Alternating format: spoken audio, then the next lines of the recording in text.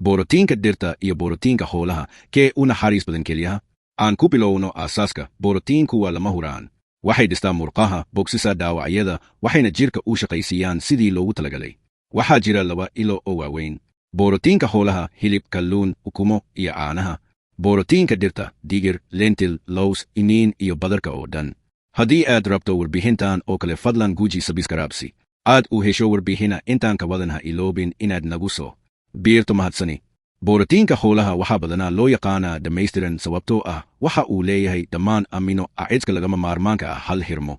Borotiino badan oo dhir ah waa aan dhammaystirnayn, laakiin halkan waxaa ku jira qodob muhiim ah. Haddii aad cunto dhir kala duwan, jirkaaga wuxuu heli doonaa dhammaan waxa uu u baahan yahay.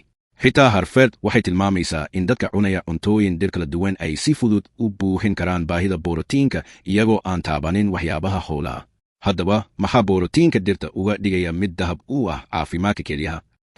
Maxaa borotiinka xoolaha ugu adkeeya kelyaha? Markaad cunto borotiinka xoolaha, kelyahaaga waxay u baahan yihiin inay shaqeeyaan si ka adag.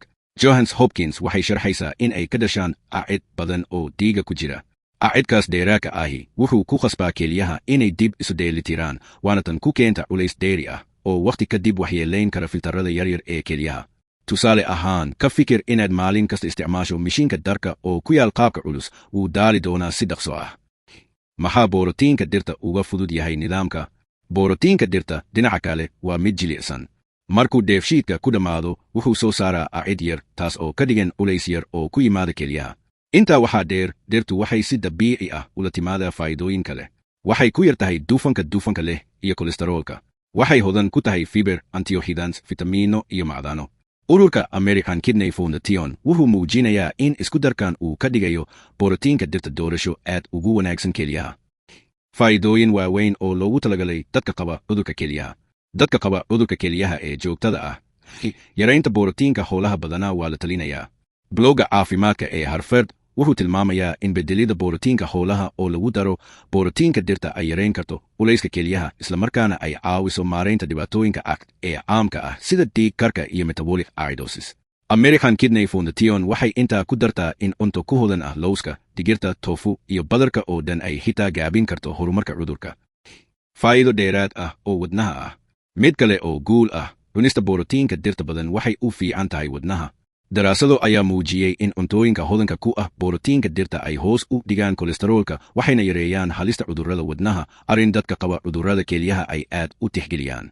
Hilibka cas iyo hilibka warshadaysan, dhinaca kale, waxay la xiriiraan khataro sare oo wadnaha ah. Ma aha mid ku habboon qof walba si isku mid ah.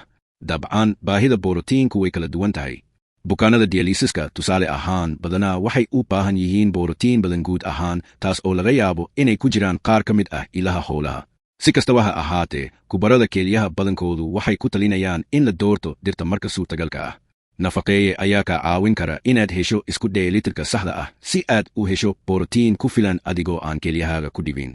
Gunaanad, borotiinka xoolaha wuxuu u nugul yahay inuu culays ku keeno kelyaha, halka borotiinka dhirtu uu sahlan yahay, caafimaad leh yahay, islamarkaana leh faa'iidooyin dheeraad ah. Dadka intooda badan, gaar ahaan kuwa qaba dhibaatooyinka kelyaha, borotiinada dhirta sida digirta, lentilka, lowska iyo badarka oo dhan waa doorasho fiican oo u naxariis badan kelyaha. Haddaba, haddii aad rabto inaad ilaaliso kelyahaaga oo aad kor u qaado caafimaadkaaga guud, ku darista cuntooyinka ku salaysan dhirta ee saxankaaga waa tallaabo sahlan oo cilmigu caddeeyey.